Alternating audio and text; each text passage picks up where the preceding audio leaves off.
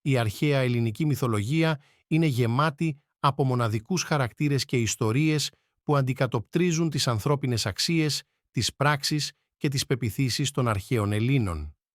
Στον πυρήνα αυτής της μυθολογίας βρίσκονται οι θεοί του Ολύμπου, μια ομάδα πανθεϊστικών θεοτήτων που κυβερνούσαν τον κόσμο από την κορυφή του ορεινού βουνού. Δίας, ο βασιλιάς των θεών, κυρίαρχος του ουρανού και του κεραυνού, μάζευε τα σύννεφα και έστελνε βροχή στην γη. Σύμβολο δύναμης και εξουσίας, ο Δίας αντιπροσωπεύει την ηγεμονία και την δικαιοσύνη. Κρατούσε κεραυνούς και τους έριχνε όταν ήταν θυμωμένος. Ποσειδώνας, ο άρχοντας της θάλασσας και των υδάτων. Είχε ένα λαμπρό παλάτι στο βυθό και ζούσε εκεί με τη γυναίκα του, την Αμφιτρίτη. Ο Ποσειδώνας είναι γνωστός για την τρανταχτή του τρίαινα, ένα σύμβολο της εξουσίας του πάνω στα κύματα. Όταν θύμωνε, χτυπούσε με τη φοβερή του τρίαινα τη θάλασσα και σήκωνε κύματα θεόρατα.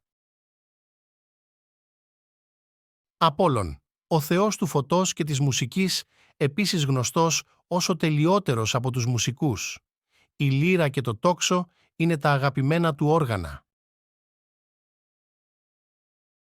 Άρης, ο θεός του πολέμου και του μίσους, συνδέεται με τη βία και την ανδρεία. Η ασπίδα και η λόγχη είναι τα σύμβολά του. Του άρεσε να σκορπά τον δρόμο στους ανθρώπους. Ερμής, ο θεός των ταξιδιών και των εμπόρων, ήταν ο ταχυδρόμος των θεών. Φορούσε φτερωτά σανδάλια που τον έφερναν πάνω από στεριές και θάλασσες για να μεταφέρει τις παραγγελίες του Δία. Αυτός συνόδευε και τις ψυχές των νεκρών στον κάτω κόσμο.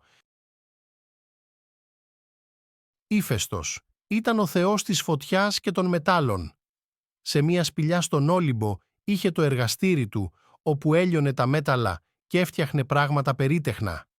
Ήταν κουτσός, γιατί κάποτε ο Δίας θύμωσε και τον πέταξε από την κορφή του Ολύμπου στη λίμνο και έτσι χτύπησε το πόδι του.